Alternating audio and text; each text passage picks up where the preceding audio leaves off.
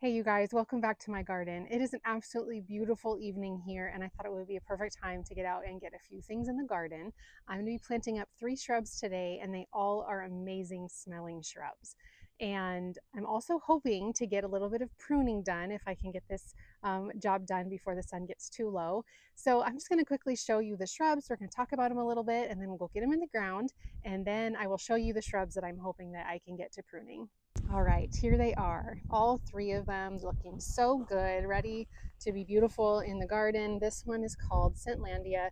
You guys were with me just the other day when I planted one of these into the container that's right next to our door on our side patio. They just have this really cool, graceful habit and they get beautiful fall color. And like I said, they smell amazing. They're shade tolerant, but they are also for the sun, so they're super versatile. And I've heard this plant talked about before on, I think I mentioned it before as well, on the Gardening Simplified show. They featured it and just talked about it as one of the most versatile plants in the Proven Winners line. So you can see it's just a small grower, 2x3. And basically the main thing for me is that it smells so good. The flowers are just starting to open, as you can see. And I do love the graceful habit of this. And also, like I said, the fall color. I planted one of these in last year and I kept kind of looking out my window throughout the winter and I was like, what is that? What is that plant out there that's so beautiful in color still? And it was this. It actually held on to its leaves all winter long and until it started to push its new growth this spring. They were on there looking good. So this was a pretty versatile and hardworking plant to have in the garden. So I'm going to be planting this one where the smell can be enjoyed by primarily by my son and my husband where they park their cars. And yeah, we'll get that one in the ground. And this one is also going to go over there. Bloomerang per Pink. I also heard about this one the first time talked about on the Gardening Simplified show. And this one actually has a bloom on it. It's a reblooming lilac. And I was so excited because since it's currently out of bloom and probably not technically, considered lilac season, this one was on sale for 40% off at Bauman Farms. And I scooped it up because I would have to say that probably the color per pink is probably one of my favorite colors in the garden. It's kind of that mauvey color, as you can see here. And like I said, this is a reblooming lilac too, so they've already cut it back and it already is pushing new growth. So we'll see if we get some more blooms on it this year. I think that would be super fun. So 3x5-ish, or I'm sorry, 3 to 5 feet tall and then 2 to 3 feet wide. So it sounds like it's a little bit more of a vase shape, which is great. And yeah, deer don't like this, don't typically like lilacs, so it'll be on the kind of the outskirts of a bed, which I need to, consider that characteristic for that garden. So this is a really good candidate for that space that I will be putting that one in. And then the last one is El Nino Catalpa. I'm imagining you guys have probably heard about this one. It's kind of been, I don't know, being talked about, I think, a lot because everybody's excited about this just new plant. Basically, it's a hybrid and it's the desert orchid. See some of the information there. Sorry, it's kind of dirty. I know I've heard that this gets a lot bigger than what the size here on the tag says, 5 to 8 feet tall, 4 to 6 feet wide. So I'm going to anticipate that. I have another one planted in my backyard without that consideration. So we'll have to see how that one does versus this one. So evidently, from what I've heard, the smell of this Catalpa is absolutely intoxicating. I've heard it described as a number of different things, vanilla and I don't know. I don't remember all the different descriptors that people have given for it, but this one is covered in buds. The one I got last year and planted in didn't have any buds on it. When I planted it was after it had already flowered. So I didn't get to see that, but this one is covered and I'm excited to see what this one does. I also really liked the shape of the leaves. I find that really interesting, even if they're just typical green, which is wonderful too. It's fun to change up the leaf shape, of a plant. And then also it is already starting to be a little bit tree formed. It'll be a multi-trunk tree. That's kind of my intention if it does actually get as tall as it says it will. So this will be a fun one. I'm excited for it, and I'm hoping it's okay where I put it. You guys will see when I get over there what I'm talking about. So I'm just going to load these guys up into my little wheelbarrow there, and we'll go place these around and get them in the garden.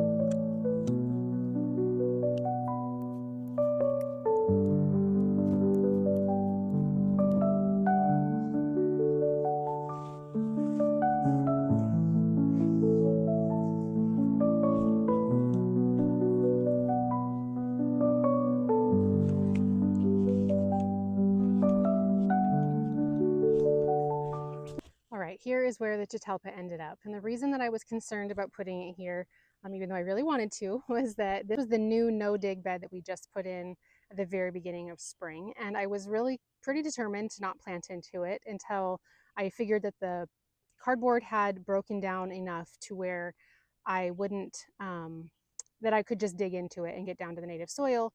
And if it had decayed enough, that would suggest that it had killed off the grass that was underneath here. So I did kind of test it out, and then once I dug down, I did hit some cardboard, but it went easily right through, and I didn't get up really much any grass at all. So I think it was okay, and I was so glad to see that the soil in this garden was still really nice and moist.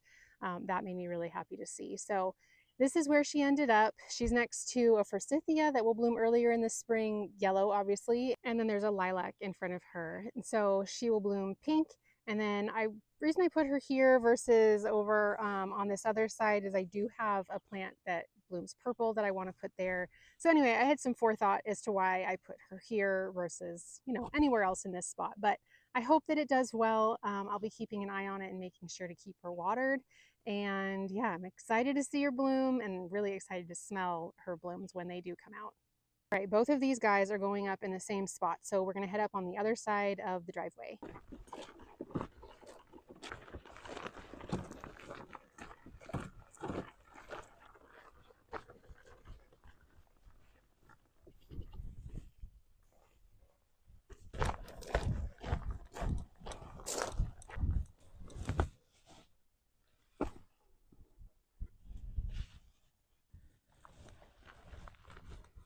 Okay, so what I think I'm going to do is plant the butterfly bush into the ground, kind of just nestled right behind that rock, and it'll kind of grow up and, be seen behind there. I think I'm going to plant this limelight standard here. In the garden tour recently, I showed it to you guys. It's been moved so many times. I haven't found a good place for it. I did just recently take out a red bud from this spot, so the hole is kind of ready, I guess, for something like this. I think I'm going to dig out the Nepeta and bring it out this way. So plant that in there, bring out the Nepeta this direction, plant this. Actually, maybe I'll move this back a little bit and plant the Nepeta on the edge.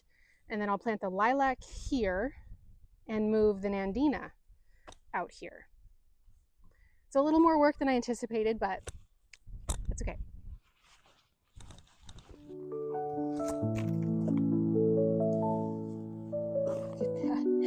It had rooted out of its watering hole. Yeah, I think this guy will be happier in the ground.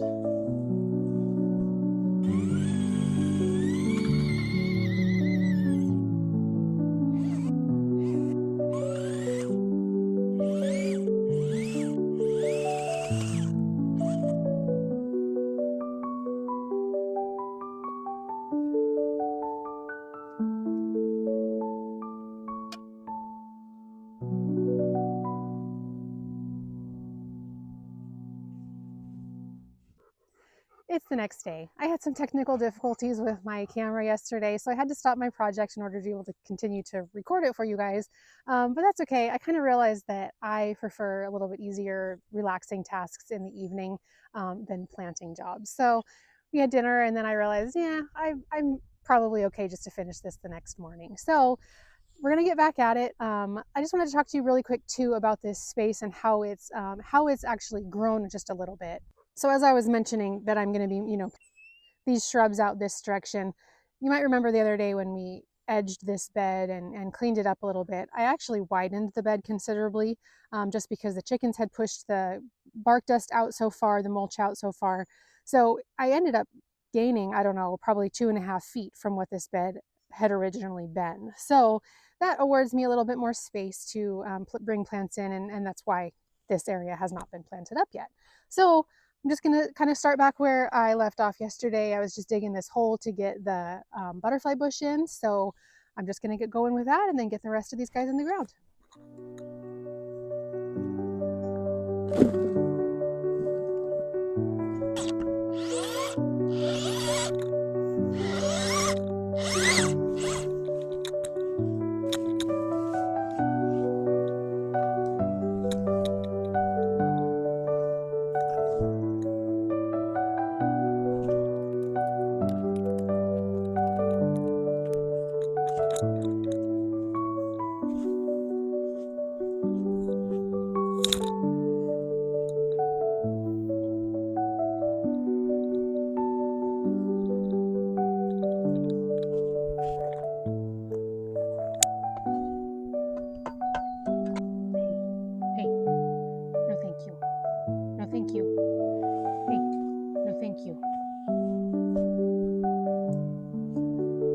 Lay down. Lay down. Come here. Down. Yeah, down.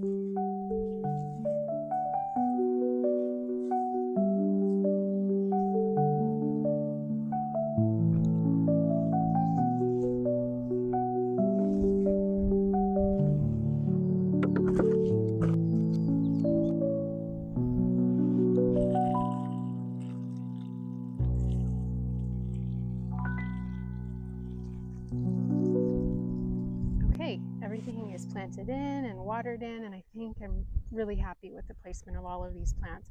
Obviously they look a little bit out of whack right now just because the lilac is so small, but it is a 2 by 3 wide and then probably up to 5 feet tall. So that'll fill in that spot nicely. And then I was thinking it would be pretty right behind where I put the Limelight Standard, to put in just kind of a drift right here of some maybe like pink blooming flowers, perennials probably. And I think that would be really pretty because those would come up and be, you know, visible after the lilac is done blooming in the spring. But you know, as I've talked about before, the view of this garden is important to me from my kitchen window. And so I'll be able to see the lilac blooming in the spring, which will be blooming probably around this, well, probably a little bit after the forsythia that's right up here.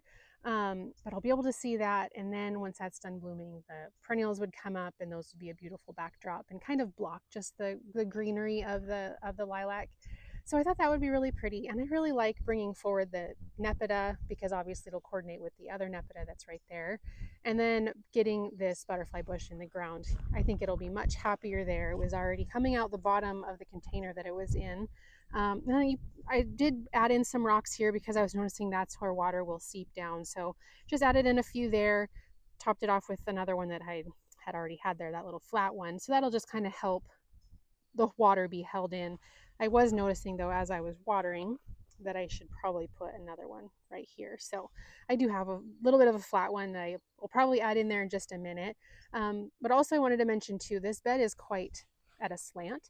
And if you have a situation like this and you have trouble watering, you know, it goes maybe without saying, but I've definitely found it easiest just to water like downhill. You know, water at the upside of the plant and then the water rushes down. I don't even try to water on the lower side of the plants because it just rushes right away from the root ball. So yeah, I think these are great right here. I'm really excited with how this garden is coming together. It's just a color palette that I absolutely love.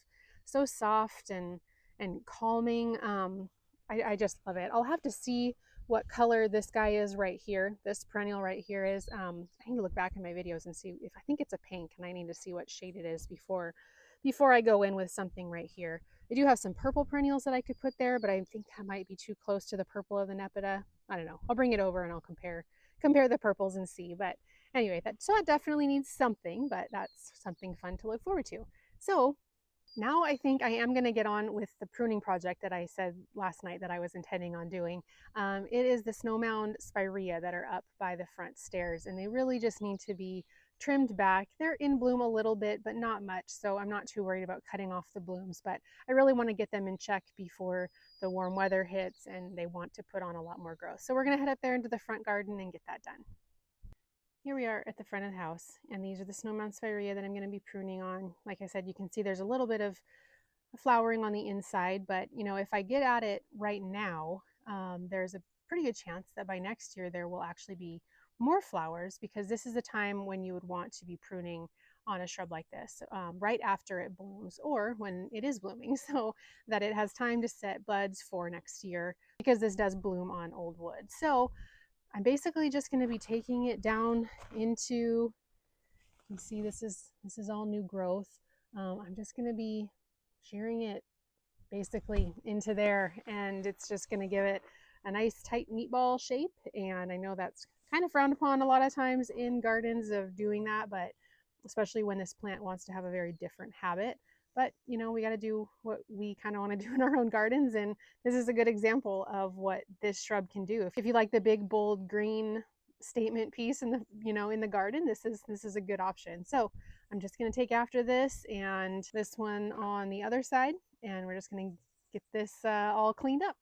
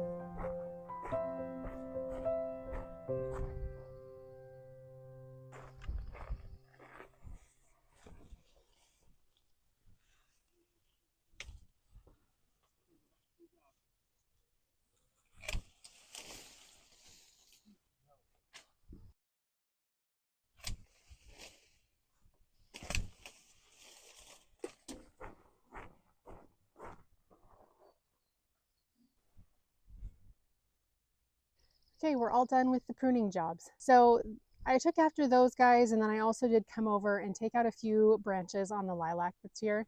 I was going to top the whole thing, and then I realized I just really needed to get it out of the window of our bathroom. So I did that, and hopefully when I go in there, I can look out and see if it's still creating a block, you know, from looking out and seeing out to the garden. But at least I took out the branch that is blocking the light. So I still, because I really like the height that that lilac gives that spot. Our house is, we have a daylight basement, so it's pretty tall, and it's kind of hard to have tall things in the front of the house to scale that don't block the house. So, or don't block the windows rather. So anyway, I'll take a look when I'm inside and see how that looks. But anyway, the snow mound spirea, they don't look totally happy. They look obviously a little bit more in check, but I did really like the new growth on those. But I just have to do this each year. I know the gardens look really full and all that, but that does take pruning. Otherwise it would be completely overgrown and things wouldn't fit and all that stuff. So let's come over here and look at this one. This one's actually a little bit smaller. It's kind of always been smaller. But yeah, this one also had a little bit of damage on this side, hoping that will fill in quickly. I think it will, but anyway, next year I might actually have to do a really hard prune on these, and I don't want to do that. I have had to do that before, and it takes them a minute to recover, but it's either that or take them out completely. So I don't really want to have to do that. So it's a trade-off. It's a trade-off for me not having really believed that they would get as big as the tag said. I think it says that 6 to 5 feet, I think, and they do that. So anyways, live and learn, I guess, or live and keep making the same mistake over and over again, and just deal with it every time. So anyways, I'm happy with what we got done last night and today in planting in the shrubs that just smell so good, the Catalpa and the lilac and that sweet spire. And then of course getting in some pruning is always a good feeling too. So thanks for hanging out with me while I did these projects. I hope you guys enjoyed the video, and we'll see you in the next one. Bye.